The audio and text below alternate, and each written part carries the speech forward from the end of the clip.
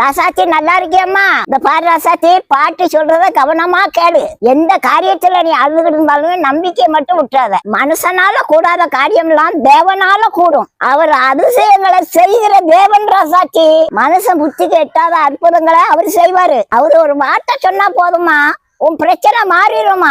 ஏசப்பா வார்த்தைக்கு அவ்வளவு வல்லமை இருக்குதா சாச்சி. அவரோட ஒரு வார்த்தை வியாதிய முழுக்க சுகமாக்கும். மரிச்சு போன மனுஷனை உயிரோட எழுப்பும். உன் பிரச்சனையை மாத்துறது ஏசப்பாக்கு லேசான காரியமா? பிரிஞ்ச உன் குடும்பத்தை இணைக்கிறது ஏசப்பாக்கு லேசான காரியமா? எல்லாத்தையும் அவர் மாத்துவாருன்னு நீ அமைதியா இருக்காதம்மா.